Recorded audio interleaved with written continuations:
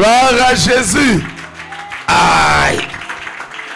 Gloire à Jésus. Tu dois toujours donner la gloire à ton Créateur. Tu dois toujours donner la gloire à ton Dieu. Parce que la Bible déclare, quoi qu'il en soit, à lui appartiennent toute la... Acclame le Seigneur Jésus-Christ de Nazareth. Gloire à Jésus. Alléluia.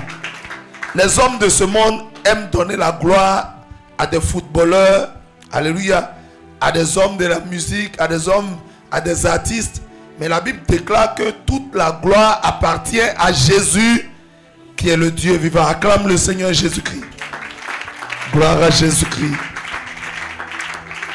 La Bible appelle le roi de gloire. Quand on dit que tu es le roi de quelque chose, c'est-à-dire quoi? Au-dessus de toi, il n'y a plus quelqu'un. Alléluia. Jésus est le roi de toutes les gloires. Il est le roi de gloire. Acclame le roi de gloire. Acclame le roi de gloire. Acclame le Dieu vivant, Jésus-Christ de Nazareth. Gloire à Jésus. Je vous salue dans le nom de Jésus. Alléluia. Nous sommes là ce matin encore pour étudier les Écritures. Alléluia. La Bible dit, méditons la parole de Dieu jour et nuit. Dans le livre de Psaume 1, la Bible dit, nous devons la méditer jour et nuit. En Josué 1, verset 8, la Bible dit, nous devons la méditer jour et nuit. Alléluia. Donc nous devons toujours être dans les Écritures, plonger dans les Écritures. La Bible déclare en Jean 8, verset 31, Jésus dit, si vous demeurez dans ma parole, vous êtes vraiment mes... Alléluia.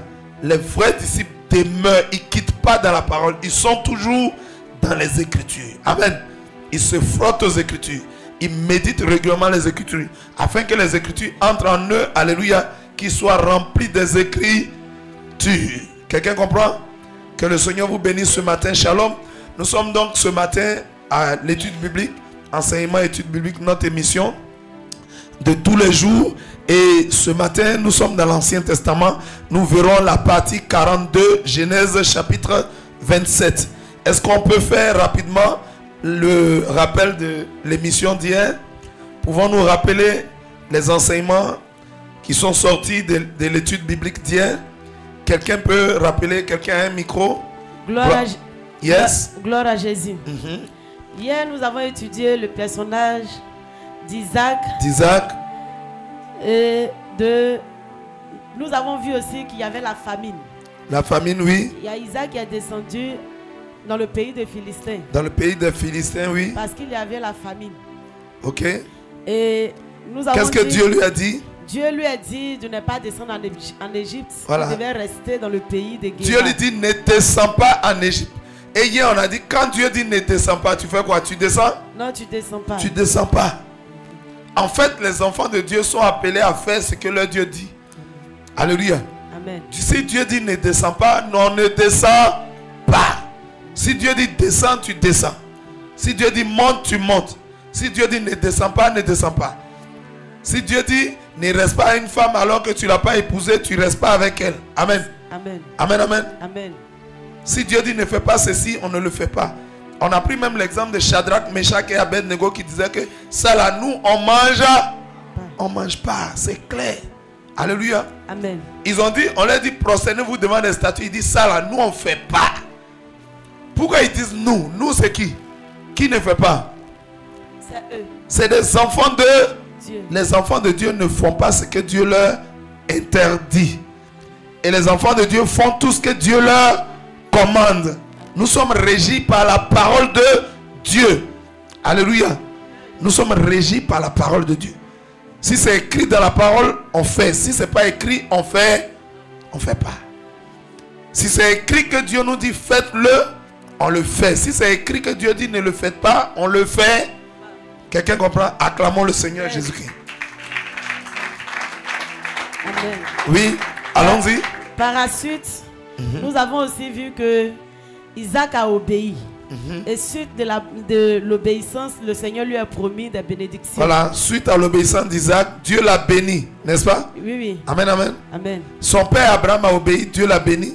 Amen. Isaac a obéi, Dieu aussi l'a béni. Notre bénédiction est rattachée à notre sécurité, à notre protection. Et elle est rattachée aussi, alléluia, à notre obéissance, notre bénédiction.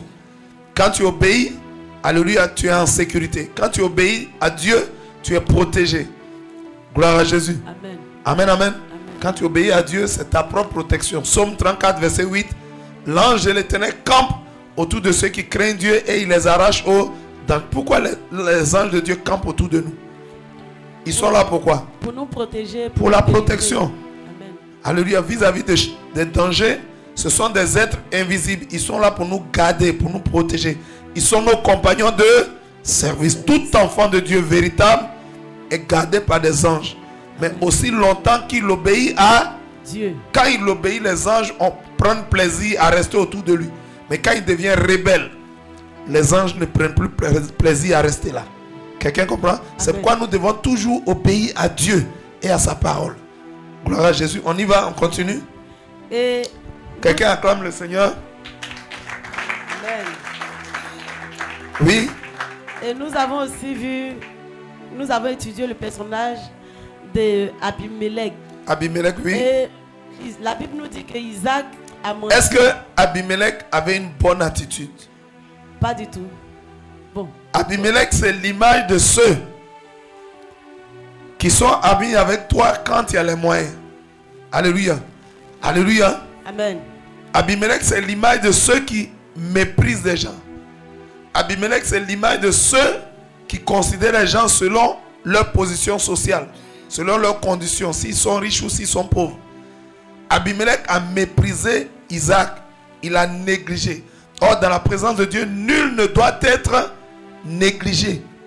Tu vois, même un petit enfant, il ne faut pas le négliger. Jésus disait souvent, laissez venir à moi les petits ans. Ne néglige pas un petit. Ne néglige pas un adolescent. Ne néglige pas un adulte. Ne néglige pas un vieillard. Ne néglige pas une veuve. Ne néglige personne. Dans le Seigneur Jésus, nous devons considérer tout le monde. Nous ne devons mépriser personne. Nous ne devons négliger personne. Il n'y a rien qui... Lui, la main, il peut m'apporter quoi? Lui, la main, il est qui? Il n'a rien. Lui, là, vraiment, quand je le regarde... Oh, si tu dis ça, si tu commences à avoir des mauvaises pensées, tu seras étonné demain que c'est lui que Dieu va remplir de puissance, d'onction. Et Dieu va faire en sorte qu'il soit ton chef, qu'il puisse te diriger. Est-ce que quelqu'un comprend? Amen. Parce que Abimelech a négligé, Isaac l'a méprisé, ils l'ont même chassé de leur pays. Est-ce que si tu penses que quelqu'un est important, tu peux le chasser? Il a méprisé, ils l'ont méprisé dans leur cœur. Et quand il a été chassé, Dieu l'a rendu encore beaucoup plus puissant. Et ils ont été obligés de retourner à lui pour lui demander alliance. Pour demander amitié, camaraderie avec lui. Alléluia. Quelqu'un comprend? Ne néglige personne, ne méprise personne dans la présence de Dieu. Considère tout le monde. Alléluia. Dieu nous voit tous de la même manière. Personne n'est petit. Personne n'est grand. Nous sommes tous les mêmes. Est-ce que quelqu'un comprend les leçons que nous tirons des enseignements des études bibliques? Gloire à Jésus. On y va, on continue. Qu'est-ce que nous avons vu d'autre? Donc Abimelech, voyez ce qu'Abimelech nous révèle, ce que Dieu nous enseigne au travers de la vie d'Abimelech. Nous sommes des chrétiens, on ne doit pas agir ainsi. Quoi d'autre? On a étudié qui d'autre hier? Nous avons aussi vu que après, il y a Abimelech qui est venu tisser alliance avec Isaac.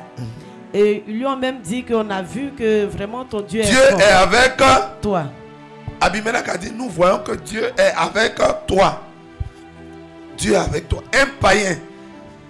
Un païen, c'est quelqu'un qui pour l'instant ne connaît pas encore Jésus, qui n'a pas encore fait la paix avec Dieu par Jésus-Christ de Nazareth. C'est ce dernier-là qui reconnaît que Dieu est avec lui. Gloire à Jésus. Amen, amen. Amen. Et on a dit que les païens même reconnaîtront, ceux qui ne connaissent pas encore Jésus, reconnaîtront que Dieu est avec toi. Ils reconnaîtront que Dieu te soutient. Ils reconnaîtront que tout ce que tu fais réussit, pas à cause de toi-même, mais à cause du Dieu que tu adores. Quelqu'un acclame la puissance de la parole. Amen. Gloire à Jésus. Gloire à Jésus. Amen, amen. Gloire à Jésus. Alléluia, on continue. Le rappel de l'étude biblique d'hier. Amen. Nous avons aussi vu la stérilité de Rebecca. Nous avons vu Rebecca était stérile. Était stérile. Oui. Et la Bible nous dit que son mari Isaac a prié et le Seigneur l'a répondu. Merci beaucoup. Et nous avons tiré comme leçon En tant que des enfants de Dieu, si nous avons un problème, nous devons faire recours à l'Éternel. Nous devons faire recours à notre Dieu en tant notre qu'enfants de Dieu. Dieu. Quand nous avons des difficultés, une situation bloquée, quand nous ne comprenons pas une chose, alléluia. Amen. Quand nous sommes dans la détresse, dans le défi, dans l'adversité, dans l'opposition, dans l'oppression, quelle que soit la situation, avant toute chose, un enfant de Dieu doit toujours consulter l'Éternel. Il doit toujours consulter son Dieu. Car l'Éternel sait tout. Pourquoi on consulte Dieu? On consulte Dieu parce qu'il fait tout, il peut tout, c'est lui qui connaît tout. Il connaît tout. Au lieu de consulter des féticheurs, des marabouts, si tu te dis chrétien, alléluia, s'il te plaît, tu dois obéir à la parole de Dieu et tu dois consulter ton Dieu. Alléluia. Vous voyez qu'on consulte Dieu, non? Pourquoi ne pas le consulter et aller consulter des féticheurs, des marabouts, des agents des ténèbres? Quelqu'un comprend? Amen. Un enfant de Dieu n'agit pas ainsi. On continue? Quelqu'un d'autre? Oui? Qu'est-ce qu'on a vu d'autre hier? Leçon? Rapidement, allons-y. Pas toujours les mêmes, hein, s'il vous plaît. Gloire à Dieu. Oui? On a vu la réaction d'Isaac Mhm. quand il était dans une confusion. Yes. Il- Qu'est-ce qu'il a fait? Il a préféré mentir que de dire la vérité. Donc on a vu que hier, Isaac, quand il était confronté à une peur, alléluia, il a commencé à mentir. Gloire à Jésus. Amen. Est-ce qu'un enfant de Dieu est appelé à mentir? Hier, on a défini ce que c'était que le mensonge. On a défini ce que c'était le mensonge. On a dit que le mensonge, c'était quoi? C'est le fait de connaître la vérité, mais de choisir, de décider librement, alléluia, de dire ce qui est faux. Amen. Dans le but de tromper. De tromper la vigilance des gens. Gloire à Jésus. Donc Isaac a menti. Et on s'est rendu compte que Abraham, son père, avait menti. Isaac aussi a menti. Donc le mensonge, c'est comme le mensonge était dans leur famille. On verra dans toutes les études bibliques, au fur et à mesure qu'on avance, on va voir le mensonge chaque fois. Amen. Amen. Demain, je ne sais pas si demain on va commencer Jacob. On verra que Jacob encore a menti. Le mensonge chez Abraham, chez Isaac, chez Jacob, même chez les fils de Jacob, toujours le mensonge continue. Quelqu'un comprend? Gloire à Jésus. Amen, amen. Quoi d'autre? On a compris que c'est un problème qui s'impose aux enfants de Dieu. Parce que quelque part, quand on est dans les problèmes et une situation difficile s'impose à nous, au lieu de dire ce qui est là, on dit autre chose pour pouvoir avoir du profit. Et par là, on a vu aussi par rapport à la situation d'Isaac, malgré qu'il a menti, mais le Seigneur l'a protégé. Donc on a compris que Isaac a été infidèle, mais Dieu a été fidèle. Amen. Acclame le Seigneur Jésus-Christ. La Bible dit, même si nous sommes parfois infidèles, Dieu demeure fidèle. Si quelquefois, les chrétiens que nous sommes, nous manifestons quelques infidélités, ce n'est pas à cause de ton infidélité que Dieu va devenir infidèle. Amen. La fidélité, c'est la nature de Dieu. Donc parfois, lorsque nous manifestons quelques infidélités, notre Dieu, notre roi, notre Seigneur et Sauveur Jésus-Christ, notre Dieu, il demeure fidèle. Demeurer, ça veut dire quoi? Il reste, il ne quitte pas sa nature. Il reste fidèle. C'est pourquoi la Bible dit Dieu est le même hier, aujourd'hui et éternel. Il ne change pas. Il n'y a point en lui ni homme de variation. Alléluia. Ni changement, ni homme de variation. Il n'y a pas ça en lui. Dieu ne bouge pas. Il ne change pas de nature. Il reste le même. Gloire à Jésus. Souvent les hommes que nous sommes changeants. Nous sommes changeants. Mais Dieu reste le même. Il est le même hier, aujourd'hui et éternel. Il le restera. Il est fidèle et il demeure fidèle. Quelqu'un comprend? Acclame le Seigneur si tu comprends. Gloire à Jésus. On va terminer le rappel. On finit le rappel. C'est bon? C'est bon? Bon, on va commencer l'étude biblique d'aujourd'hui. Prenons nos Bibles, s'il vous plaît. Père, merci Saint-Esprit de ce que ce matin encore, tu conduis ton peuple. Tu nous conduis dans la profondeur des Écritures. Et tu nous révèles tout ce qui est caché. Alléluia. et tu nous fais du bien ce matin. De la même manière que le pain, alléluia, est la nourriture du corps, ce matin nous recevons de toi. Nous recevons de toi et de toi seul, alléluia, la puissance de ta parole, la profondeur de ta parole, qui est la nourriture de notre âme et de notre esprit, au nom puissant de Jésus. Quelqu'un dit Amen. Acclamons le Seigneur. Que Dieu vous bénisse. Prenons la Bible, Genèse chapitre 27. Nous allons lire. Tous ceux qui nous suivent en ligne, s'il vous plaît, vous pouvez également prendre vos Bibles. Tous ceux qui sont ici, tous les serviteurs et servants de Dieu, prenez vos Bibles, s'il vous plaît. En Genèse chapitre 27, à partir du verset 1. Et je lis avec respect. Isaac devenait vieux et ses yeux s'étaient affaiblis au point qu'il ne voyait plus. Alors il appela Ésaü, son fils aîné, et lui dit, mon fils. Il lui répondit, me voici. Isaac dit, voici donc, je suis vieux, je ne connais pas le jour de ma mort. Allons-y au verset 3. Maintenant donc, je te prie, prends tes âmes, ton carquois, ton arc, va dans les champs et chasse-moi du gibier. Gloire à Jésus. Allons-y au verset 4.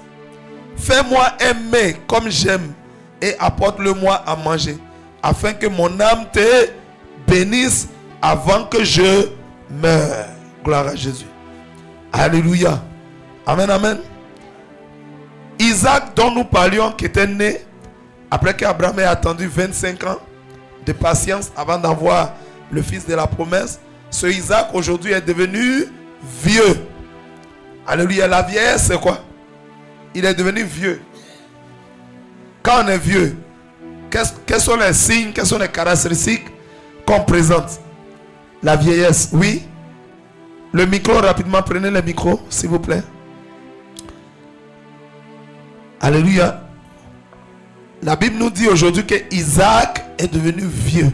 Le fils de la promesse est devenu vieux. Oui. Amen. Micro rapidement. Gloire à Jésus. Yes. La vieillesse. Quelles sont les caractéristiques? Qu'est-ce qu'on prend quand on dit quelqu'un est vieux? Quand tu vieillis. Quel âge il a?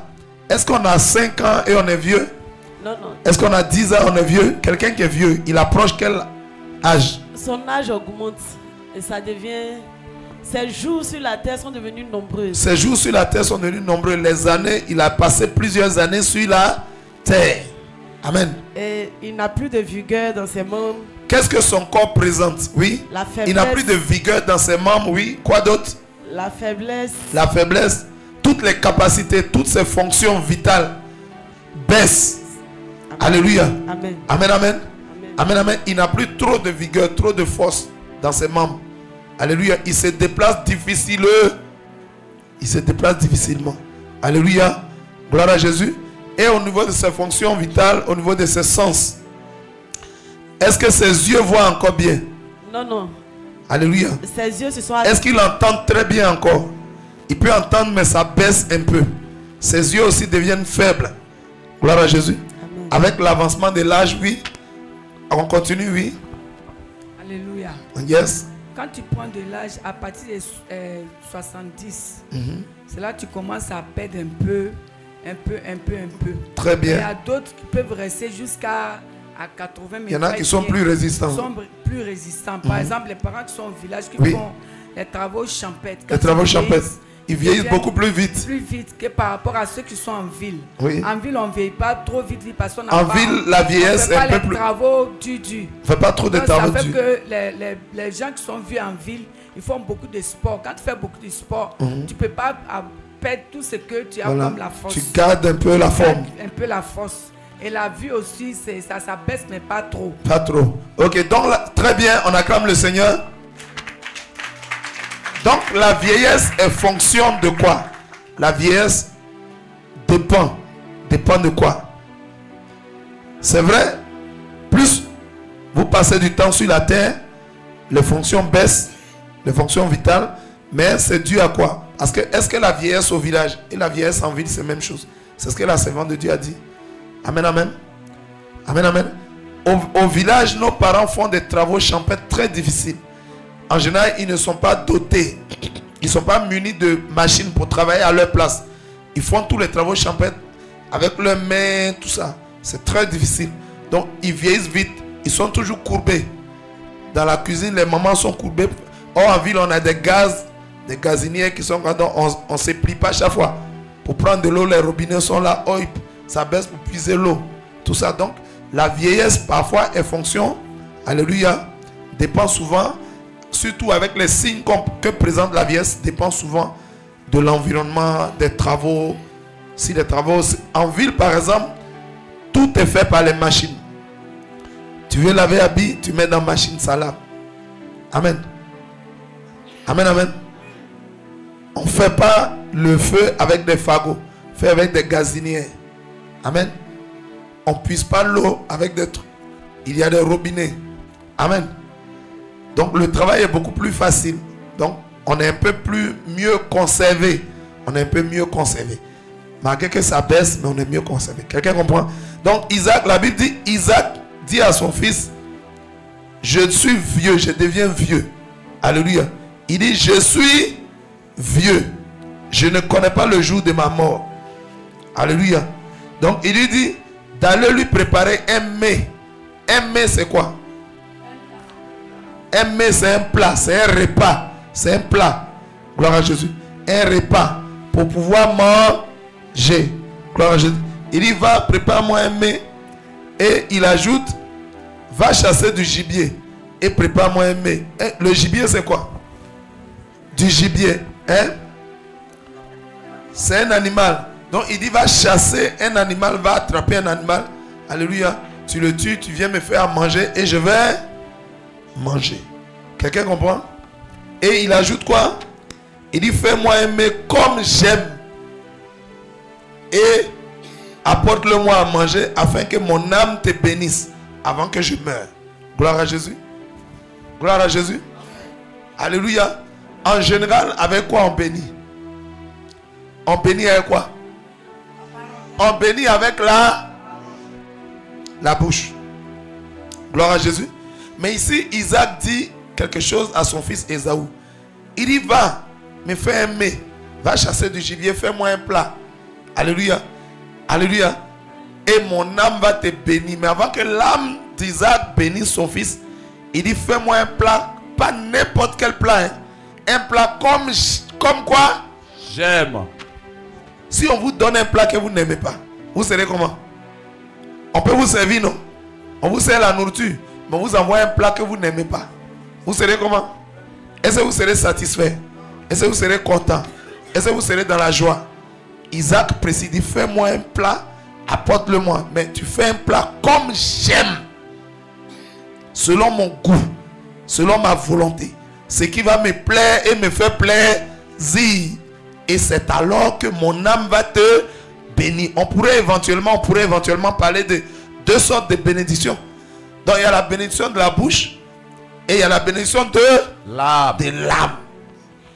Quand vous venez, quelqu'un vous bénit, vous avez fait quelque chose, il dit que Dieu te bénisse. Que Dieu, ça c'est bénédiction aussi. Mais quand celui qui doit vous bénir, il est dans des dispositions, il est dans une disposition, alléluia, il est content, il est dans la joie. Avec quoi il vous bénit? C'est son âme qui vous... David pouvait dire, il disait à l'Éternel, il dit, mon âme bénit l'Éternel. David disait souvent, mon âme bénit l'Éternel. Pourquoi? Parce que Dieu dit que David est l'homme selon son cœur. Il y avait amitié entre eux. Et des amis font quoi? Est-ce qu'ils se détestent? Des amis s'aiment. Donc quand David est appelé à bénir l'Éternel, alléluia, il dit, en temps normal, un homme ne peut pas bénir l'Éternel. Est-ce que quelqu'un me comprend? Parce que l'Éternel, il est Dieu. En temps normal, nul ne peut bénir. En temps normal, nul ne peut bénir Dieu. Alléluia. Nul ne peut bénir Dieu. On ne bénit pas Dieu. Pourquoi? Dans le principe spirituel, c'est le supérieur qui bénit l'inférieur. Dans la loi, alléluia, dans le principe spirituel, alléluia, dans le spirituel, c'est le supérieur qui bénit l'inférieur. Est-ce que David est supérieur à Dieu? Alléluia, pour bénir Dieu. Je vous demande, est-ce que David est supérieur à Dieu pour bénir son créateur? Alléluia. Donc en temps normal, la Bible dit c'est le supérieur qui bénit l'inférieur. Gloire à Jésus. Mais en fait, David éprouvait là un sentiment pour son âme. Quand vous, un enfant de Dieu, un chrétien dit bénis, je bénis l'Éternel, en fait, amen, il est en train de glorifier Dieu. Il est en train d'élever Dieu. Il est en train d'adorer Dieu. Alléluia. Gloire à Jésus.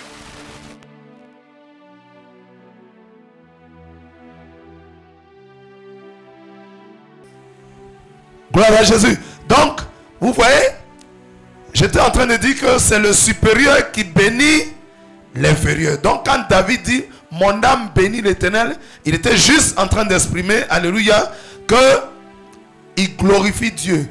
Quand nous, en tant que chrétiens, nous bénissons l'Éternel, en fait, nous sommes en train de l'honorer. Nous sommes en train de l'exalter. Nous sommes en train de le célébrer. Nous sommes en train de le magnifier. Car c'est lui qui nous bénit. Quand Isaac dit à Esaü, va me faire ce que j'aime.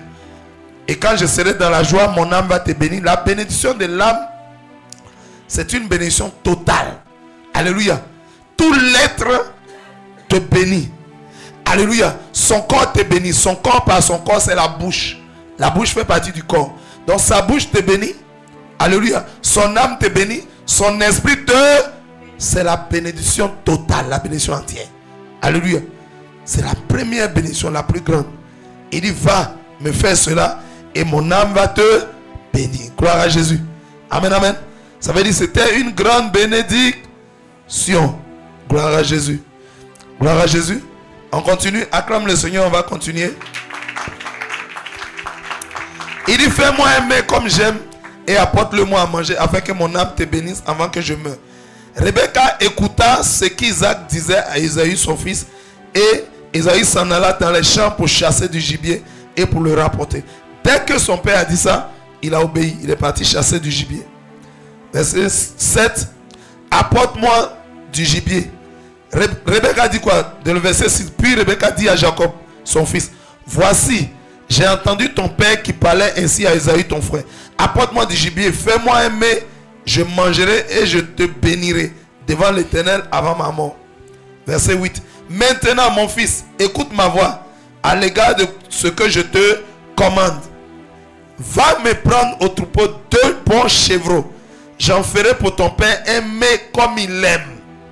Un chevreau, c'est quoi? La maman de Jacob lui dit, Jacob, ton frère est parti chasser animal. Mais toi, tout près ici, ton papa élève des animaux. Regardez un peu. Isaac demande à son fils d'aller lui chasser du gibier. Pendant que lui-même, il est éleveur. Alléluia. Il a des chevaux. Il a des ânes. Il a des chameaux. Il a des brebis. Il a des boucs. Il a toutes sortes d'animaux. Il pouvait dire, il faut prendre un animal là. Mais il dit, va chasser. Ça équivaut à quoi? C'est un grand travail. Tu vas aller dans la forêt. Tu vas aller chercher des animaux, les pister, leur tendre des embuscades. Tuer l'animal, le porter. Si c'est un gros animal, le porter. Revenir, l'égorger, le préparer. Amen, amen. Le préparer et faire un bon plat. Après l'avoir préparé, venir servir ton père. Et il va manger. Après quoi? Il va te... Rebecca dit, mon fils Jacob, nous on va prendre raccourci. Nous on prend raccourci. Au lieu d'aller, lui il est allé au loin. Il y a un animal ici. Va me chercher 2 chevreaux. Alléluia. Nous on prend le raccourci. Un chevreau c'est quoi? C'est le petit de la chèvre. C'est le petit de la chèvre. Il dit, va prendre 2 petites chèvres ici. Envoie-moi ça rapidement. Je vais faire un plat que ton père aime. Vous savez, Rebecca a dit une chose, alléluia, qui est très puissante. C'est nos femmes qui font les repas pour nous en général. Amen. Amen. En ce qui concerne chez nous en Afrique ici, très souvent, ce sont les femmes qui font les repas. Amen. Sous d'autres cieux, ils ont d'autres personnes. Alléluia. Mais souvent, nous, donc ta femme qui fait ton repas, elle sait ce que tu manges. Elle sait ce que tu aimes. Elle sait comment elle assaisonne ça et tu es dans la... Elle dit, oh ton papa, moi je le maîtrise. C'est Esaü qui a préparé pour lui. Envoie-moi 2 chevaux. Il a frappé un plat que ton papa aime. Quand il va goûter même là, il va te... Aïe.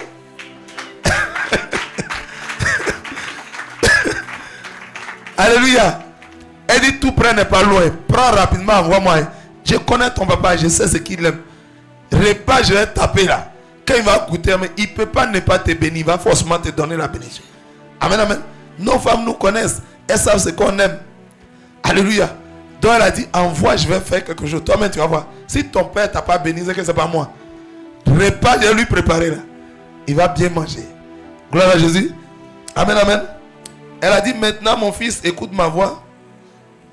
Elle dit, à l'égard de ce que je... Il dit, va me prendre au troupeau 2 chevreaux, je ferai, alléluia, pour ton père, comme aimé, comme il aime.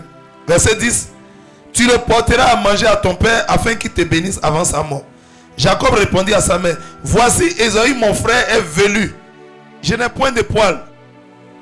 Peut-être mon père me touchera-t-il, et je passerai à ses yeux pour un menteur, et je ferai venir sur moi la malédiction et non la bénédiction. Verset 13. Sa mère lui dit, que cette malédiction, mon fils, retombe sur moi. Écoute seulement ma voix et va me les prendre. Va me prendre les chevaux. Quelqu'un comprend? Jacob alla les prendre et les apporta à sa mère qui fit aimer comme son père aimait. Gloire à Jésus. Ensuite, Rebecca prit les vêtements d'Ésaü, son fils aîné, les plus beaux qui se trouvaient à la maison, et elle les fit mettre à Jacob, son fils cadet. Elle couvrit ses mains de la peau des chevreaux et son cou qui était sans poil. Et elle plaça dans la main de Jacob, son fils, les mets et le pain qu'elle avait préparé. Il vint vers son père et dit, mon père. Et Isaac dit, me voici, qui es-tu mon fils? Verset 19. Jacob répondit à son père, je suis Ésaü, ton fils aîné. J'ai fait ce que tu m'as dit. Lève-toi, je te prie, assieds-toi et mange de mon gibier, afin que ton âme me bénisse. Regardez la parole du Seigneur. Gloire à Jésus. On dit à quelqu'un, va faire nourriture, on va te bénir. Mais il y a un autre groupe qui est en train de se préparer à faire nourriture pour recevoir la bénédiction. Alléluia.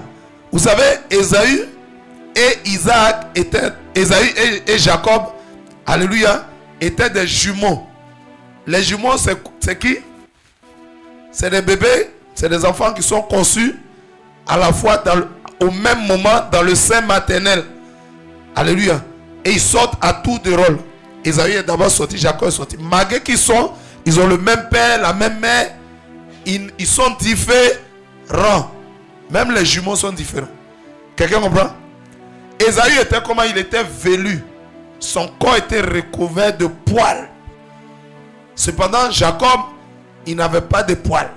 C'est-à-dire que son corps n'était pas apparemment revêtu de poils. Pour Ésaü, on voyait ça, c'était beaucoup. C'était en abondance. Mais pour Jacob, on ne voyait pas. Donc, quand il vient, il dit à sa mère, si je m'en vais là, papa va toucher mon corps.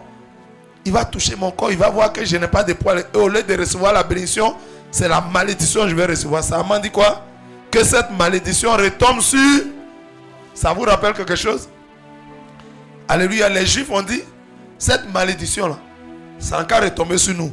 Quand ils étaient en train de livrer Jésus pour être crucifié, alléluia, alléluia, le gouverneur a dit, moi, je me lave les mains. Cet homme-là, il est juste. Il n'est pas dedans. Hein? Ils ont dit, c'est pas grave. Il faut le tuer quand même, il faut le crucifier. Alléluia. Il dit, il n'est pas dedans. Oui, ça n'a qu'à retomber sur... Rebecca a dit la même chose. Elle dit, je prends cette malédiction. Gloire à Jésus. Quelqu'un comprend? Amen, amen. Et donc, aussi, regardez, vous avez beau être des frères, mais vous avez la voix. Regardez comment Dieu est fort. Nous pouvons être 1000, mais chacun a sa voix. On n'a pas les mêmes. Tu peux vouloir tromper, mais tu as ta voix. Quand tu vas parler, un homme peut avoir 10 enfants, 15 enfants, 20 enfants. Mais la voix de chaque enfant est particulière. La voix de chaque enfant est particulière. Donc tu as venu, tu as parlé à ton papa, non? Tu veux prendre bénédiction, il va te parler, tu vas lui répondre. Il va t'attraper. Gloire à Jésus. Mais tout ça, ça m'a dit, on s'en fout. Nous, c'est bénédiction, on cherche. Donc, allons-y, fonçons. Quelqu'un comprend? Alléluia. Et elle plaça dans la main de Jacob, son fils, le mets, le pain. Il vint vers son père et dit, mon père. Et Isaac dit, me voici. Qui es-tu, mon fils? Jacob répondit à son père, je suis Ésaü, ton fils aîné. Comment on appelle ça? Le mensonge, c'est quoi? C'est une tromperie, c'est un péché. Il dit, je suis ton fils Ésaü. C'était pas la vérité. Il dit, je suis ton fils Ésaü, ton fils est né. J'ai fait ce que tu m'as dit. Lève-toi, je te prie, assieds-toi, mange de mon gibier, afin que ton âme me bénisse. Verset 20, Isaac dit à son fils, et quoi? Tu as déjà trouvé mon fils? Et Jacob répondit, c'est que l'Éternel, ton Dieu, l'a fait venir devant moi. Comment on appelle ça? Mensonge encore. Il dit, toi tu adores Dieu, non? Dieu a dépêché l'animal. Il a venu placer ça devant moi. Quand j'ai vu, j'ai tué. En même temps, j'ai pris pour venir faire ta nourriture. C'est un gros mensonge. On lui dit, tu as pris chevreau. Moi-même, mon animal ici. Tu dis que Dieu, ton Dieu, il a menti sur Dieu. Il a menti à son père. Il a menti sur Dieu. Quelqu'un comprend? Alléluia. Acclame le Seigneur si tu comprends. C'est ce que je vous disais tout à l'heure. Pour aller prendre animal en brousse, c'est loin. Tu vas aller jusqu'au champ. Peut-être c'est un campement. En ce temps, il n'y avait pas de véhicule. Donc ça doit en principe prendre le temps. Isaac s'attend à ce que son fils revienne vers le soir. Mais 2 heures de temps après qu'il ait dit à Isaïe, va chercher le plat est prêt. Il dit, aïe, comment tu es déjà revenu? Son papa était étonné parce que, comment on appelle? Naturellement possible, ce n'est pas possible. Ce n'était pas faisable. Quelqu'un comprend? Donc son papa dit, il dit, oui, je suis déjà revenu. Ton Dieu a amené l'animal devant moi. Gloire à Jésus. Il a menti à son père, il a menti sur Dieu. Isaac dit à Jacob, approche donc que je te touche mon fils, pour savoir si tu es mon fils Isaïe ou non. Il dit quoi? On doit faire enquête, on va vérifier. Alléluia. Il faut approcher, je vais te toucher. Si tu es vraiment Ésaü. Verset 22. Jacob s'approcha d'Isaac, son père, qui le toucha et dit, la voix est la voix de Jacob, mais les mains sont les mains d'Ésaü. Je vous ai dit quoi? Vous avez beau avoir le même père, la même mère, mais chaque enfant a ça. Il a la tonalité de sa voix. C'est personnel. Tout comme le salut est personnel. Alléluia, la voix de chaque frère est personnelle. Gloire à Jésus. Son papa lui dit, ah, mais voix que j'attends là, c'est pour Jacob. Mais quand je touche les mains sont poilues, sont velues, il y a beaucoup de poils dessus. Donc bras là c'est pour Ésaü, mais la voix là c'est pour... Qu'est-ce qui était en train de se tramer? Une trompette. Gloire à Jésus. Jacob s'approcha d'Isaac son père, qui le toucha, et dit, la voix est la voix de... Mais les mains sont les mains. Verset 23, il ne le reconnut pas. Il était vieux. Donc le vieux était mélangé. Il entend voix d'un autre fils, mais il touche le corps de l'autre. Il entend la voix de l'un, il touche le corps de l'autre. Il ne le reconnut pas parce que ses mains étaient velues comme les mains d'Ésaü son frère. Et il le bénit. Il dit, c'est toi qui es mon fils Ésaü. Et il demande encore confirmation. C'est toi qui es vraiment mon fils Ésaü. Et il dit, Jacob répondit, c'est moi. On appelle ça comment? Le mensonge. Verset 25.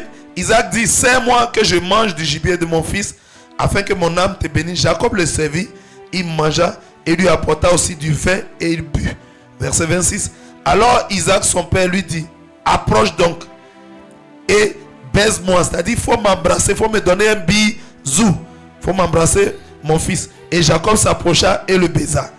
Isaac sentit l'odeur de ses vêtements, puis il le bénit et dit, quand Jacob est approché, non seulement on touche les poils d'Ésaü, mais on sent l'odeur des habits d'Ésaü.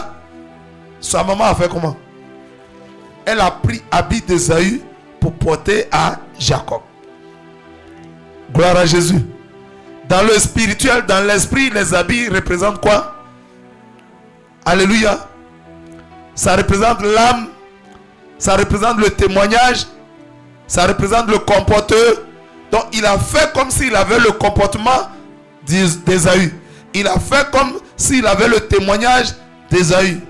Il a fait comme s'il avait le caractère d'Ésaü. Il a fait comme tout ce qu'Ésaü avait, c'est ce qu'il possédait. Gloire à Jésus. Il a trompé son père. Gloire à Jésus. Est-ce que tu peux porter le témoignage de ton prochain? Amen, amen. Chacun a son témoin. Chacun a sa réputation. Chacun a sa bénédiction. Gloire à Jésus. Jacob s'approcha. Allons-y au verset 28. Voici l'odeur de mon fils est comme l'odeur d'un champ que l'Éternel a béni. Verset 28. Que Dieu te donne de la rosée du ciel et de la graisse de la terre. Amen. Du blé et du vin en abondance. Verset 29. Que des peuples te soient soumis. Que des nations se prosternent devant toi. Sois le maître de tes frères. Et que les fils de ta mère se prosternent devant toi. Maudit soit quiconque te maudira. Béni soit quiconque te bénira. Isaac avait fini de bénir Jacob. Jacob avait à peine quitté son père Isaac qu'Ésaü, son frère, revint de la chasse. Quelles sont les bénédictions que son père lui a données? Il dit que Dieu te donne la rosée. La rosée vient d'où? Il lui a donné toutes les bénédictions du... Les bénédictions du ciel équivalent à quoi? Équivalent à quoi? Au salut. Amen. La rosée du ciel, alléluia, c'est ce qui descend du ciel. Donc ça équivaut à tout ce qui descend du ciel. Toutes les grâces du ciel, toutes les bénédictions du ciel. La première bénédiction la plus importante qui descend du ciel, c'est quoi? C'est le salut. Et après cela, tout ce qui nous vient du ciel. Il lui donne la bénédiction de la rosée du ciel équivaut aussi au spirituel. C'est-à-dire, par cette bénédiction, Isaac donne à Jacob, alléluia, le contrôle du spirit. Il lui donne de maîtriser le spirituel. Il lui donne d'être, alléluia, celui-là qui a la bénédiction spirituelle. Est-ce que quelqu'un comprend? Il dit, et que la graisse de la terre, ça équivaut à quoi? La graisse de la terre. Toutes les bénédictions de la... Toutes les bénédictions terrestres. Ça veut dire quoi? Bénédiction terrestre, bénédiction financière, matérielle, toutes les bénédictions que vous pouvez imaginer. Alléluia, toutes les bénédictions de la terre. L'or et l'argent, les richesses, les maisons, les voitures, les hommes, les serviteurs, les servantes. Il lui donne tout ça. Gloire à Jésus. Verset 30. Isaac avait fini de bénir. On a fini ça. Alors 31. Il fit aussi un mec qui porta à son père et il dit à son père, que mon père se lève et mange du gibier de son fils, afin que ton âme me bénisse. Isaac, son père, lui dit, qui es-tu? Et il répondit, je suis ton fils aîné Ésaü. Verset 33. Alléluia. C'était vrai ou bien c'était faux? Le vrai Ésaü est venu. Alléluia. Mais il y a déjà un trompeur qui est passé par là. Il y a déjà un trompeur, un menteur qui est passé par là. Gloire à Jésus. Il dit, 32, Isaac, son père, lui dit, qui es-tu? Il répondit, je suis ton fils aîné, Ésaü. Verset 33. Isaac fut saisi d'une violente émotion. Et il dit, qui est donc celui qui a chassé du gibier et me l'a apporté? J'ai mangé de tout avant que tu vesses. Avant que tu n'arrives. Et je l'ai béni. Aussi sera-t-il béni. Verset 34. Lorsque Ésaü entendit les paroles de son père, il poussa de forts cris, plein d'amertume, et il dit à son père, bénis-moi aussi mon père. Alléluia. L'amertume, c'est quoi? Quand Ésaü a entendu que quelqu'un est déjà venu, je l'ai déjà béni, aussi sera-t-il béni. Il a poussé des grands cris et son cœur était rempli d'amertume. Une amertume, c'est quoi? C'est quoi? La tristesse. Alléluia. Il était rempli de... Mais cette tristesse vient d'où? Alléluia. L'amertume, c'est une tristesse qui vient d'une grande déception, d'un grand découragement. Il était découragé. Il était déçu. Sa tristesse venait de son état de découragement, son état de déception. Il dit, c'est pas possible. Qui a pu me tromper à ce niveau-là? Il ne comprenait plus sa vie. Il dit, non, ma vie là, je ne comprends plus rien. Quelqu'un comprend? Acclame le Seigneur si tu comprends. Verset 35. Isaac dit, ton frère est venu avec ruse et il a enlevé ta bénédiction. La ruse, c'est quoi? La ruse signifie quoi? La ruse. Alléluia. Quelqu'un dit c'est être malin. Une ruse, c'est quoi? Ce sont les actions que l'on fait afin de tromper. Alléluia. Alléluia. C'est une forme d'habileté, mais cette habileté ne fait pas du bien. C'est pour tromper les gens. Alléluia. C'est pour tromper. C'est comme des subterfuges, c'est comme des stratagèmes. C'est des actions qui sont posées, alléluia, pour tromper quelqu'un. La Bible dit que le diable est rusé. La Bible dit qu'il est malin. J'aimerais demander à quelqu'un, est-ce que la ruse vient de notre Dieu? Jacob se servit de ruse pour prendre la bénédiction de son frère. Alléluia. Est-ce qu'on se sert des âmes du diable pour rentrer dans notre bénédiction? Est-ce que Dieu nous dit de nous servir des âmes du diable, la ruse, la malice? On est là, on est dans la présence de Dieu, on utilise les coups bas, le complot pour être positionné, pour avoir des choses. Tu utilises la ruse.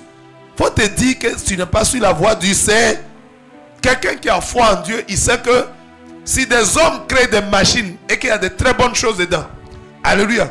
Si des hommes fabriquent des téléphones et qu'il y a de très bonnes choses dedans, ils fabriquent des ordinateurs et qu'il y a de très bonnes choses dedans, ce n'est pas notre Dieu qui va créer un homme en qui il n'y a rien. Dieu dit qu'il connaît les projets qu'il y a sur nous. Tous les hommes que Dieu crée, chacun a beaucoup de très bonnes choses en lui. Dieu ne peut pas créer un homme qui est vide. Nous tous, on a de très bonnes choses. Amen. Mais Dieu fait des choses non pas très tôt, non pas trop tard, mais il les fait en son. Si tu es là dans la présence de Dieu, tu connais déjà le Seigneur, tu es dans sa présence et tu travailles, tu fais bien ton travail. Le temps vient où Dieu va faire quoi? Il va te bénir. Tu n'as pas besoin de coups bas. Tu n'as pas besoin de ruses. J'ai fait ça là. C'est en 10 choses, non. Reste tranquille. C'est Dieu. Honnêtement, sincèrement. Tu vas voir. Quelqu'un comprend? Est-ce que quelqu'un comprend les leçons que nous sommes en train de tirer dans ça? Mais Jacques... Ah.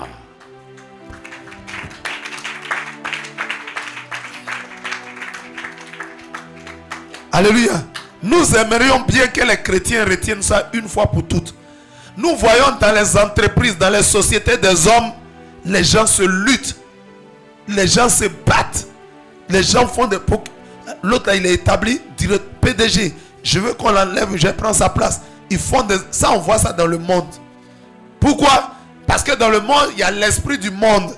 Il y a l'esprit de ruse, de malice pour ravir les postes des autres. Alléluia. Pour prendre la position des autres, pour prendre les bénédictions des autres, mais dans la présence de Dieu. Si ce qui est dans le monde, ça est aussi ici. Quelle est la différence entre nous et puis eux? Alléluia. Dieu pouvait dire, vous verrez de nouveau la différence entre ceux qui me servent réellement et ceux qui ne me servent, entre nous les chrétiens là. Alléluia. Et les gens du monde, il y a une séparation. Mais cette séparation, c'est en vue de montrer la différence. Dieu nous sépare pour que nous soyons différents. Pour que nous ne soyons pas même chose qu'eux. S'ils sont menteurs, tu viens dans l'église, tu ne dois pas trouver de menteurs. S'ils sont voleurs, tu viens dans l'église, tu ne dois pas trouver de voleurs. S'ils sont jaloux, tu viens dans l'église, tu ne dois pas trouver de jaloux. Alléluia. S'ils sont orgueilleux, tu ne dois pas trouver dans l'église des orgueilleux. Chez nous, Dieu est toujours à la première place. Dieu est devant et nous sommes derrière. Quelqu'un comprend? Amen, amen. S'il y a des complots là-bas, tu viens à l'église, il ne doit pas avoir de complots. S'il y a des ruses là-bas dans le monde, tu viens à l'église, il ne doit pas avoir de ruse. Pourquoi? Parce que la ruse ne vient pas de notre Dieu, les malices. La ruse, être malin, être rusé, faire des complots, des coups bas. On fait comme ça. On va faire. Est-ce que ça là, c'est en Jésus? Est-ce que le Saint-Esprit peut faire ça? Il n'y a pas de ruse dans le Saint-Esprit. Tout ce que Dieu fait est... Mais Jacob s'est servi d'une âme du diable pour prendre la bénédiction de son frère. Alléluia. Il n'a rien contre... Quand Dieu fait une promesse, la Bible dit à Habakkuk 2, verset 3, il dit attends-la. Quand quelqu'un te dit attends, ça veut dire quoi? Ça va venir. Il dit attends-la. Car si elle tarde, même si ça retarde, elle s'accomplira certainement. Ça veut dire à coup sûr, ça va s'accomplir. Pourquoi ça s'accomplira? Parce que c'est Dieu qui a parlé. Est-ce que Dieu ment? Reste tranquille. Regardez, avant même que nous soyons dans le sein de notre maman, avant que nous soyons dans le ventre maternel, Dieu dit quoi? Il nous connaît déjà. Il nous connaît et il nous a déjà établi prophète des nations. La destinée de chacun est déjà tracée. Ce que tu vas devenir, ça est là. Ce que tu seras, ça est déjà là. Ce que tu vas faire, ça est déjà là. Est-ce que quelqu'un comprend? Amen, amen. Donc nous ne sommes pas des mondains pour se lutter des choses. Reste, il dit, ce que tu dois être là, tu seras ça. Est-ce que quelqu'un croit en ce que je suis en train de dire? Non, tu ne crois pas.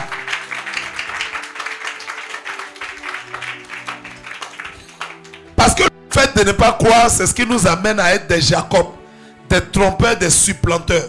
Et on a dit quoi? Supplanter veut dire quoi? Prendre la place des autres. Supplanter. Amen. Ils trompaient et ils prenaient la place des autres. Chacun a ça. Amen. Des fois même tu vois la place de quelqu'un, mais pour toi-même sera plus grand. Alléluia. Les frères de Joseph le jalousaient. Mais si on étudie les bénédictions de Ruben, de Simeon, de Lévi et de Judas et de Issachar, de Zabulon, vous allez voir. Ça dit, Joseph a été juste. Il a été juste gouverneur de l'Égypte pour un mandat, c'est-à-dire juste le temps que le pharaon qui était en train de diriger soit là. Quand un autre pharaon est venu, il ne reconnaissait plus Joseph. Joseph était déjà mort.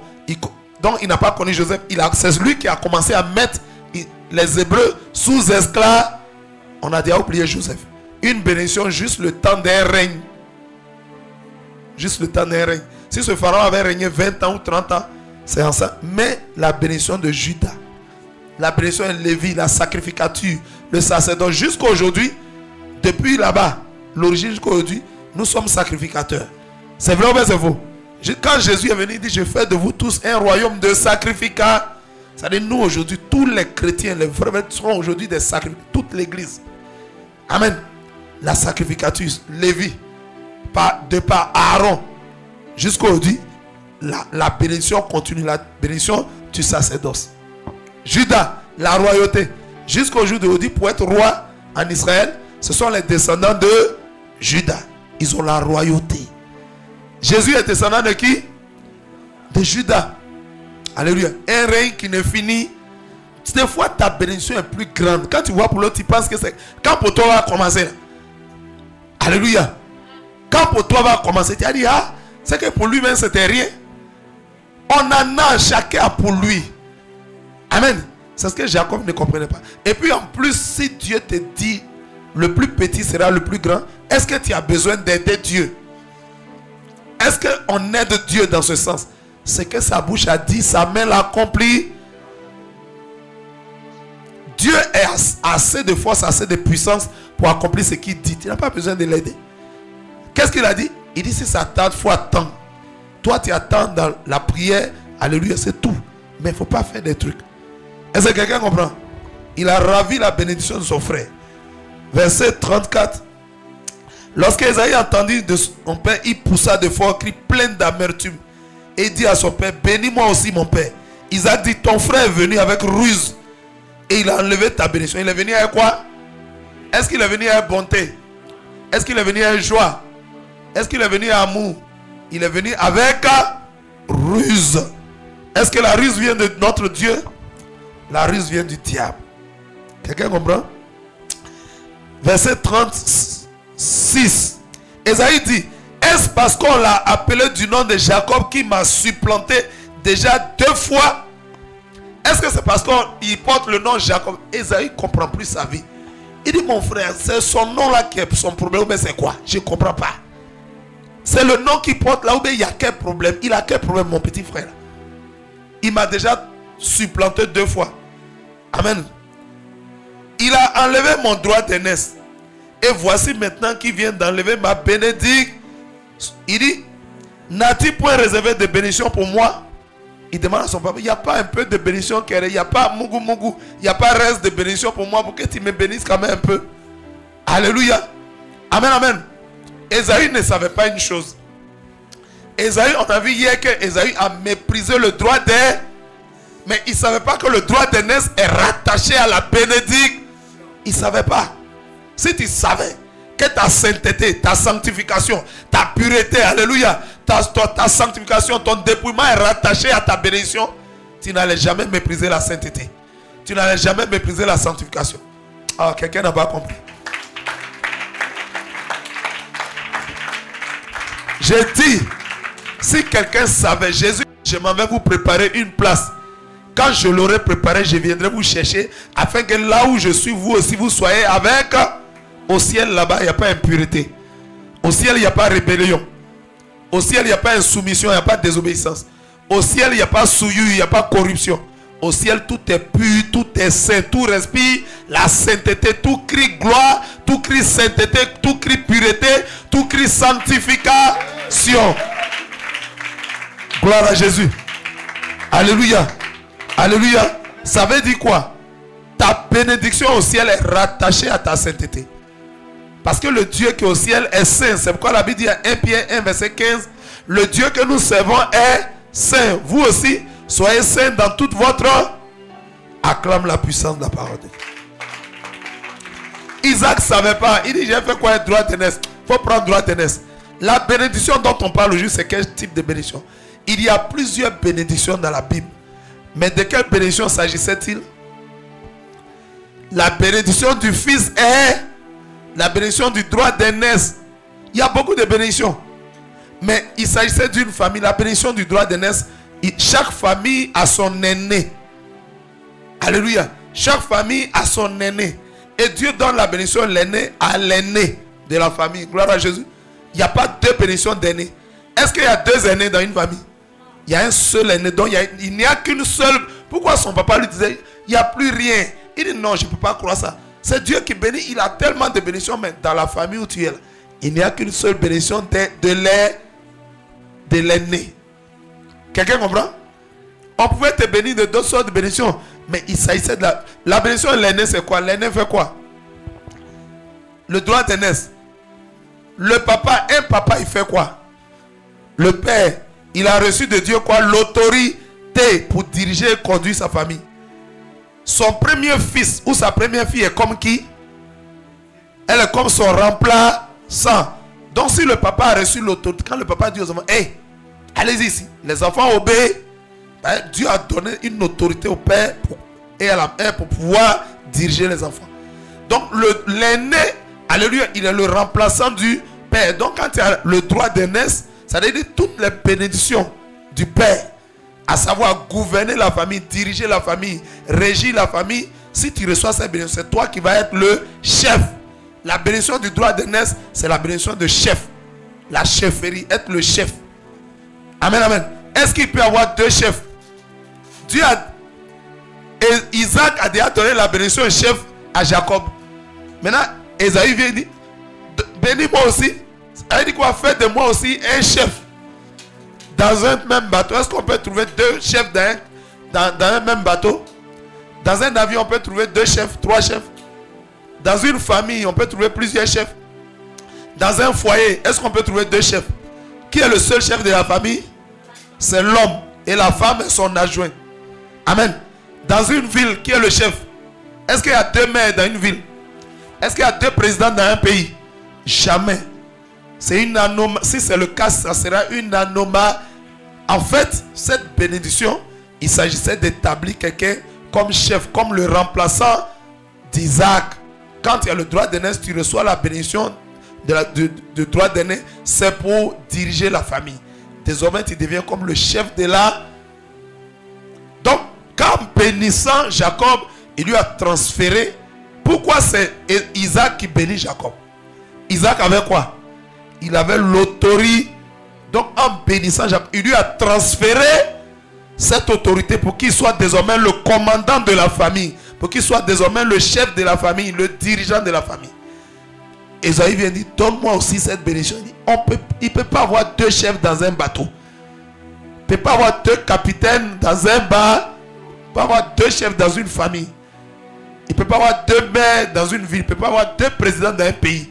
Ce qui est dit est, ce qui est transféré est transféré. Ce qui est écrit est, ce qui a été donné est donné. Quand on a donné, c'est ça est là encore. Il dit à son père, il dit, papa, Isaac répondit, et dit, voici, je l'ai établi ton maître. Et je lui ai donné tous ses frères pour serviteurs. Est-ce que quelqu'un comprend ça? Je l'ai pourvu de blé, de vin. Que puisse donc faire pour toi, mon fils? Son papa dit, je peux faire quoi encore? Je l'ai déjà établi chef de famille. Est-ce que je peux encore établir deux chefs de la famille? C'est pourquoi, dans un lieu, il ne doit jamais avoir deux chefs. S'il y a déjà quelqu'un que Dieu a établi, nous tous, on doit lui obéir. Vous voyez pourquoi il ne peut jamais avoir deux chefs? Il ne peut jamais avoir deux dirigeants dans une même entité. Dans une même entité, il n'y aura jamais deux chefs. Il y a un seul chef à qui nous tous, nous devons obéir. Est-ce que quelqu'un comprend les principes spirituels qui sont dégagés? Acclame le Seigneur si tu comprends. Verset 38. Ésaïe dit à son père, n'as-tu que cette seule bénédiction, mon père? Il ne comprenait pas. Il ne comprenait pas. Il dit, n'as-tu que cette seule bénédiction, mon père? Bénis-moi aussi, mon père. Ésaïe éleva la voix et pleura. Alléluia. Ésaïe, le fils aîné, a commencé à pleurer. Regardez. Le jour, il disait à Jacob, j'ai fait quoi un droit de naissance? Il faut me donner plein là, j'ai mangé, je m'en fous des droits de naissance. Il dit, bon, il faut le jurer. Jure-moi ça. Il dit, je te jure que je te donne le droit de naissance. Il avait oublié. Le monde physique oublie, mais le spirituel n'oublie pas. Si tu as vendu ta bénédiction, tu l'as perdu.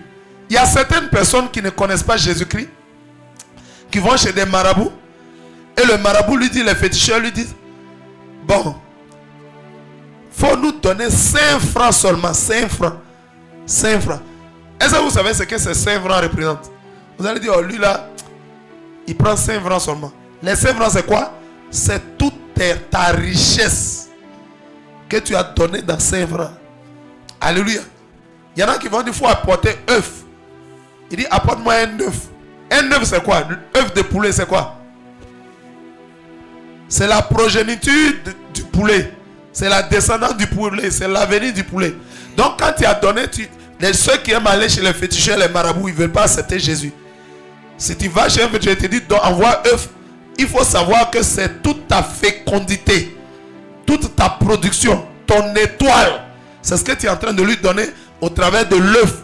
En fait, le diable utilise des symboles, mais les hommes ne comprennent pas. De toute façon, il a dit à Jésus, change ce caillou-là en pain. Là. Le diable utilise des symboles pour cacher, pour te voiler la vérité. Mais si tu es dans le spirituel, tu vas comprendre. Il t'a dit, envoie un œuf. Tu envoies l'œuf, c'est ton étoile. C'est ta fécondité. Tu envoies 5 francs, c'est toute ta richesse.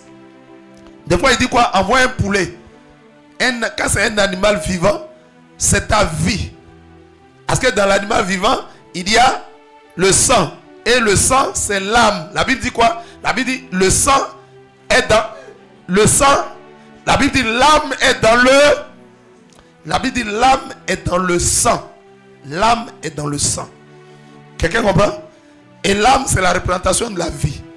Amen, amen. Donc, en lui donnant un poulet ou un mouton ou un bœuf, tu es en train de lui donner la vie. Mais c'est la vie de qui? C'est toi-même ta propre vie.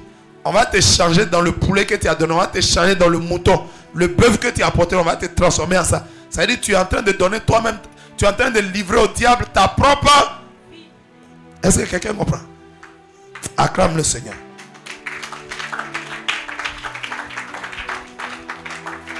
Il dit, Père, n'as-tu que cette seule bénédiction? Il ne comprenait pas. La bénédiction du droit de naissance, c'est la bénédiction de chef. Si on te transfère, on t'a rendu chef de famille.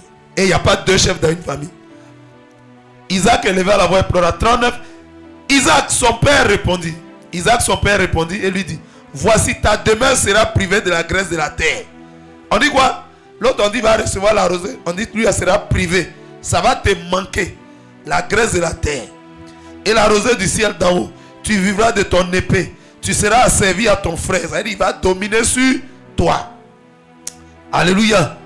Mais en errant librement ça et là, il va errer ça et là. C'est comme le vagabondage. Il va errer ça et là. Gloire à Jésus. Tu briseras son joug de dessus ton cou. 41. Ésaü conçut de la haine contre Jacob à cause de la bénédiction dont son père l'avait béni. Ésaü disait en son cœur, les jours de deuil de mon père vont approcher et je tuerai Jacob mon frère.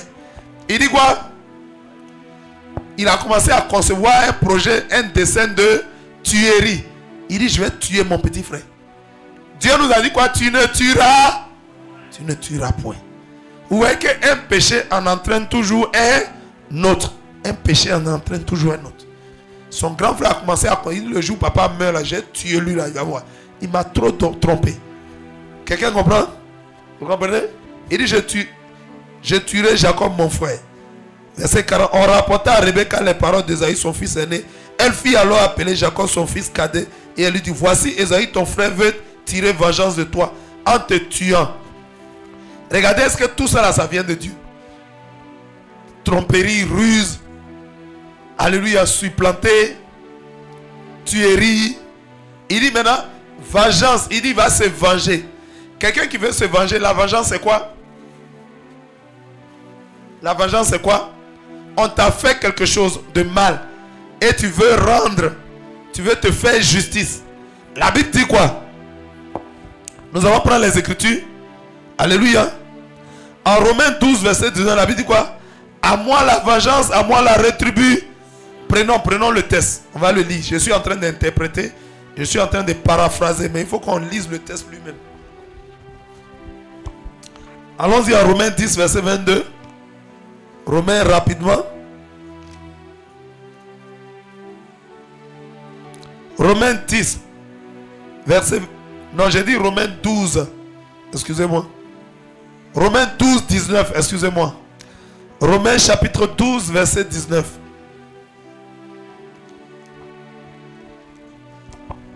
Et je lis les Écritures. Je lis. Voilà ce que nous, en tant qu'enfants de Dieu, voyez ce que Dieu nous dit. Est-ce qu'un enfant de Dieu a le droit de se venger? La Bible dit quoi? Romains 12, 19. Ne vous vengez point vous-même, bien-aimés, mais laissez agir la colère de Dieu. La Bible dit, ne vous vengez point vous-même, bien-aimés, mais laissez agir la colère de Dieu. Car il est écrit, à moi la vengeance, à moi la rétribution. En tant qu'enfant de Dieu, la leçon que nous apprenons à partir de cette étude biblique, c'est que nous n'avons pas le droit de nous venger. Même si tu estimes, même si tu considères, même si tu penses que quelqu'un t'a fait du tort, que quelqu'un t'a fait du mal, est-ce qu'un enfant de Dieu, est-ce qu'un chrétien a le droit de se venger? Regardez dans les quartiers, qu'est-ce qui se passe? Alléluia. La dernière fois, mon fils me disait, mais comment? Nous sommes arrivés les premiers ici dans le quartier et on a le droit d'avoir un garage. Et comment les voisins peuvent garer sur toutes les places et nous qui sommes arrivés les premiers? Papa, il faut aller. J'ai dit, nous, on n'est pas même chose. Nous sommes des chrétiens. Et ils peuvent faire ce qu'ils veulent. Ils peuvent faire manifester la colère. Ils peuvent crier. Ils peuvent faire des palabres. Nous, on n'en a pas le droit. Donc, comme ils le savent, c'est pourquoi ils crient. Donc, nous, on reste calme et on négocie. Alléluia. Tu fais palabre. On dit, ah, lui, là, il est pasteur. Et puis, il est là, il fait palabre. Lui, là, il est homme de... il est chrétien. Ah bon? Ils vont faire quoi? Ils vont t'accuser. Ils vont t'accuser. À tel enseigne, quand les gens viendront demander dans le quartier, on dit, ah, lui, là, il est chrétien. Ah, il est pasteur.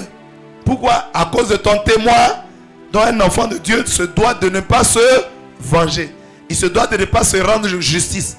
Il laisse tout à Dieu. Alléluia. La Bible dit, à moi la vengeance, à moi la vengeance appartient à Dieu. Vous savez, un homme peut essayer de se venger. Mais est-ce que tu sais ce qu'on t'a fait là? Est-ce que tu peux rendre la pareille? Tu ne pourras pas. Dieu maîtrise tout. Dieu sait qu'à telle chose qu'on t'a fait, voilà ce que la personne mérite. Dieu est capable de donner la chose semblable. Toi, tu peux faire plus ou moins. Mais Dieu va donner l'égalité. Dieu est juste. Est-ce que quelqu'un comprend? C'est pourquoi Dieu dit, laissez-moi vous venger. Si on t'a fait quelque chose, pardonne. Alléluia.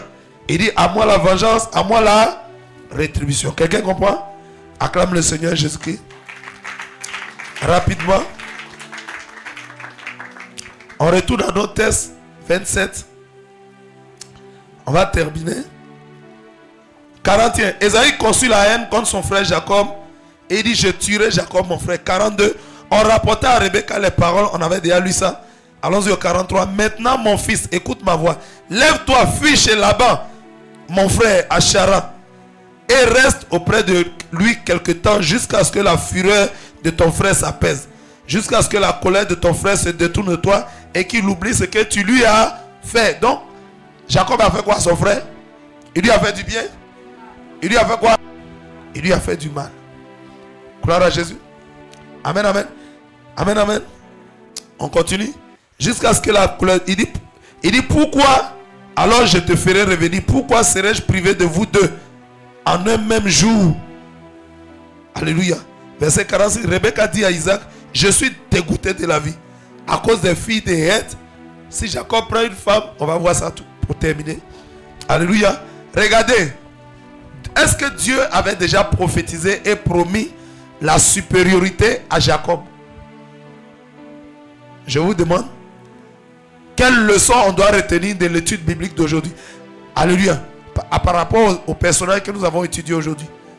Les personnages sont importants, mais ce que Dieu veut nous enseigner par la vie des personnages est plus important.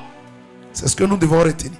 Qu'est-ce que Dieu a voulu nous enseigner? Regardez, Dieu a prophétisé sur Jacob la supériorité. Qui a parlé? Qui a parlé? Quand c'est l'Éternel qui a parlé, c'est Dieu. Mais quand Dieu parle, est-ce qu'il a les moyens pour accomplir ce que sa bouche dit? Est-ce que quand Dieu parle, il a la sagesse? Est-ce qu'il a la puissance? Est-ce qu'il a toutes les possibilités pour accomplir ce que sa bouche dit? Totalement, il a toute la puissance. Un homme peut promettre quelque chose. Pourquoi souvent l'homme ne fait pas? Tu peux dire, mais tu n'as pas tout. Tu es limité. Tu es limité, tu es faible. Amen. En tant que des hommes, nous sommes faibles, nous sommes limités. Mais Dieu n'est pas faible. Jésus-Christ n'est pas faible. Jésus-Christ est tout puissant. Ce que sa bouche dit là, sa main est puissante pour l'accord. Si tu veux acclamer, tu acclames. Je vois des gens qui veulent là. Amen. Je vois des gens qui veulent, mais ils se retiennent. Ce que sa bouche dit là, sa main puissante. Quand toi tu dis, tu n'as pas assez de puissance pour faire. Tu n'as pas assez de biens, tu n'as pas assez de richesses pour faire ce que ta bouche a dit. Mais Dieu a toutes les richesses de l'univers. Il a toutes les puissances de l'univers pour accomplir ça. Amen. Mais quelqu'un comme ça, est-ce qu'on a besoin de venir l'aider? Quelqu'un comme Dieu, est-ce que tu dois... Dieu dit, je vais te... Ma servante, tu seras une grande servante. Mon serviteur, tu seras un prophète des nations. Tu vas faire le monde entier. Maintenant, tu t'en dis à l'évangile. Homme de Dieu, il faut payer billet d'avion, je vais voyager parce que quand je vais évangéliser, tu commences à te raconter des choses. Il faut laisser. Si Dieu dit, tu vas voyager, tu vas voyager. Attends la promesse. Sans complot, sans ruse. Attends. Ou bien tu ne fais pas confiance à Dieu qui a dit. Si Dieu dit, fais. Maintenant tu as commencé à faire des choses. Ah, on m'a dit que je serai grand. Non, il faut que je fasse des coups pour être grand. Tu n'as rien contre. Tu vas passer par la ruse. Tu vas passer par les complots. Tu vas supplanter les gens. Amen. Amen, amen. C'est pourquoi la Bible nous dit clairement, en Proverbe 10, verset 22, la Bible dit quoi? C'est la bénédiction de l'Éternel qui enrichit et il ne la fait suivre d'aucun chat. Proverbe 10, verset 22. C'est la bénédiction de Dieu qui enrichit. Amen. Ça veut dire quoi? Il y a plusieurs sortes de bénédictions sur la terre. Mais quand Dieu te bénit, il t'a béni. Amen. Il n'y a pas de conséquence derrière. Quand on dit, elle n'est suivie d'aucun chagrin. Quand Dieu t'a béni, il t'a béni. Mais si le diable te bénit, il y a problème. Si le diable te donne quelque chose, il y a problème. Tous ceux qui reçoivent les villages, les voitures, les choses de la part du diable, alléluia, c'est une bénédiction qui sera suivie nécessairement, obligatoirement, forcément de chat. Tu vas voir le plan B. Pour le moment, tu vois le plan A. Mais plan B, là, tu vas voir ça. Ne cherche pas à courir pour chercher Jésus. Si tu restes dans ça, que tu meurs dedans, alléluia, tu vas où? Tu vas dans le lieu de tourment éternel. S'il te plaît, pendant que tu entends cette parole, n'endurcis pas ton... Si jamais le diable t'a donné des choses, commence à te détacher et viens t'accrocher à Jésus. Recherche ta délivrance sincèrement, alléluia, ta délivrance totale, et cherche la voie de Jésus-Christ de Nazareth. C'est comme ça. Sinon, quand le diable bénit, il y a toujours chagrin. Il va te dire, je te donne les villas, les voitures, mais après 20 ans, tu vas mourir mal. D'un accident, dans ceci ou dans cela. Il va te dire, je te donne aujourd'hui les femmes ou ceci, cela, mais tu vas finir mal. Il va te dire, je te donne ceci ou cela. Tu as les voitures, tu as les maisons, tu as beaucoup d'argent, mais tu finis toujours mal. Tu commences bien et tu termines, tu vas forcément mal terminer. Parce que cette bénédiction vient du diable. Mais la Bible dit que quand Dieu nous bénit, sa bénédiction n'est suivie d'aucun. Il n'y a pas de conséquence. Si Dieu t'a béni, il t'a béni. Tu vas de bénédiction en bénédiction, d'élévation en élévation. Amen, amen. Acclame le Seigneur Jésus.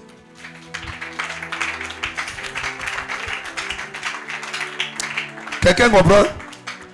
Il dit, regardez, Jacob, on te dit, tu seras béni. Dieu dit, tu vas dominer, tu vas diriger la famille de ton papa. Et il fait des ruses, il fait des machins. Tu ne crois pas en Dieu?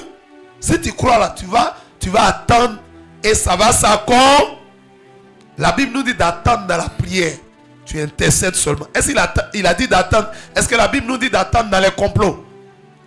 Est-ce que la Bible nous dit d'attendre les promesses de Dieu dans les complots? Est-ce que la Bible nous dit d'attendre les promesses de Dieu dans les ruses?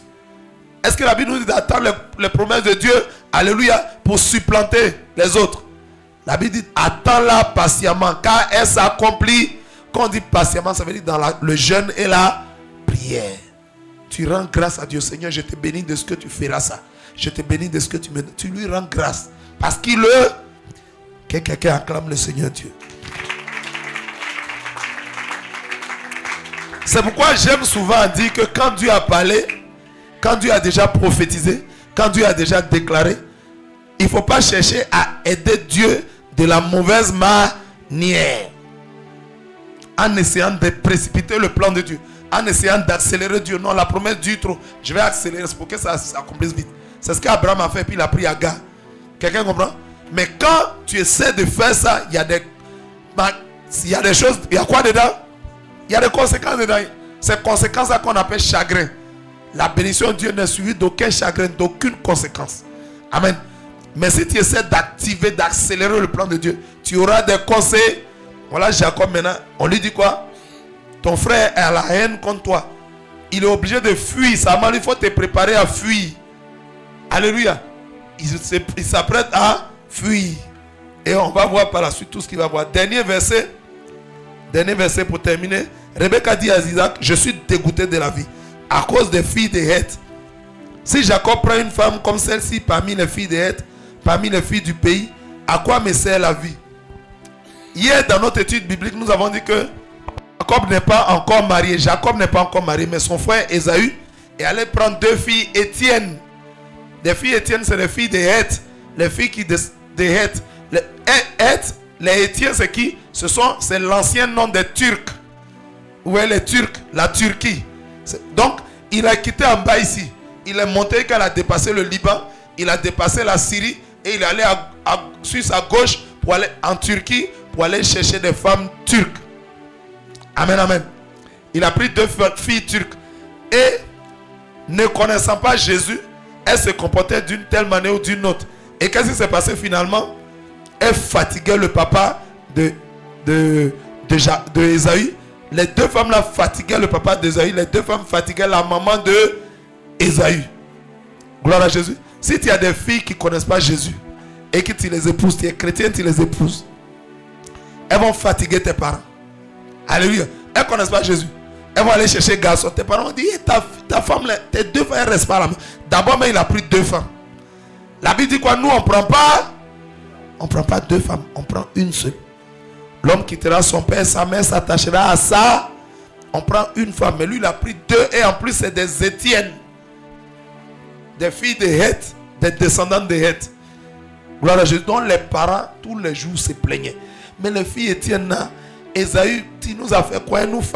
Si elles connaissaient Jésus, elles allaient agir selon la parole de... Elles allaient être sages. Rebecca elle-même, elle était comment? Douce, hospitalière, courageuse. Ça veut dire que les Étienne sont dans la maison. Elles dorment jusqu'à 18 h. La belle-mère Rebecca se lève, c'est elle qui nettoie la maison. Elle dit, hé, Ésaü, tes femmes là dorment depuis là. Elle ne peut pas venir m'aider un peu. C'est des Étienne. De toute façon, on dit, il ne faut pas prendre Étienne. Alléluia. Prendre des filles qui connaissent Jésus. Elles se lèvent quand elles se sont réveillées à 18 h. Maman, tu as fini de préparer, on va manger. Il faut nous servir. Aïe, c'est moi, votre belle-mère, qui va vous servir. Tu n'as rien vu encore. Il faut prendre une Étienne. Prendre des filles qui ne connaissent pas Jésus. Rebecca, quant à elle, elle était courageuse. Elle était sage. Elle était hospitalière. Elle était respectueuse. Quand Rebecca parle quoi, les deux filles Étienne d'Ésaü, les deux femmes disent, oh, maman, bâche, pas nous fatiguer, on est fatigué. Aïe. Pas nous emmerder là. Donc elles n'étaient pas respectueuses. Donc la Bible dit clairement que ces deux femmes-là étaient un chagrin pour les parents de Ésaü. Si tu prends des femmes païennes, elles seront un chagrin pour tes parents. Cependant, si tu prends des femmes qui connaissent Jésus et qui ont la crainte de Jésus-Christ de Nazareth et qui craignent Dieu et qui obéissent à sa parole, tu seras béni, tes parents seront fiers de toi. Est-ce que quelqu'un comprend la parole? Si quelqu'un a compris qu'il acclame le Seigneur, qu'il se tienne debout, on va tirer les leçons. La leçon d'aujourd'hui, Dieu nous apprend que nous ne devons pas prendre des Étiennes. Nous ne devons pas prendre des femmes étrangères. Nous ne devons pas marier des filles qui ne connaissent pas Jésus. Nous ne devons pas marier des hommes qui ne connaissent pas, qui ne connaissent pas Jésus et qui n'ont pas la crainte de Jésus. Quelqu'un comprend? C'est la parole qui le dit. On n'a rien contre les autres hommes. Les autres hommes, c'est Dieu qui les a créés. On les aime. On aime tous les autres hommes. Mais notre Dieu nous dit de ne pas s'allier par mariage avec des femmes qui ne le connaissent pas. Gloire à Jésus. Si tu veux qu'on te marie, il faut venir à Jésus. Quelqu'un comprend? Et il faut le craindre. Parce qu'il est Dieu. Gloire à Jésus. Donc la leçon d'aujourd'hui, c'est qu'on ne doit pas user de ruse. On ne doit pas user de malice. Si Dieu t'a fait une promesse, attends-la patiemment. Amen. Dans la prière, dans le jeûne, dans la méditation de la parole. Gloire à Jésus. En lui rendant des continuelles actions de grâce. Gloire à Jésus. Attends-la patiemment. Que le Seigneur nous bénisse. On va s'arrêter là aujourd'hui. On va s'arrêter là pour aujourd'hui. Alléluia. Et demain, nous poursuivrons. Que quelqu'un acclame la puissance de la parole.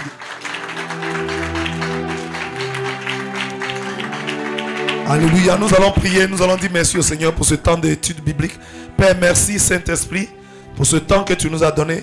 Que ton nom soit béni. Merci aujourd'hui encore. Tu as été fidèle et ta fidélité nous a enrichement bénis. Que ton nom soit béni. Continue de nous bénir. Continue de nous faire grandir dans la connaissance des Écritures. Bénis ton peuple. Bénis tous ceux qui nous suivent en ligne. Que chacun soit béni et qu'il le demeure au nom puissant de Jésus. Gloire, honneur, louange à toi Jésus-Christ.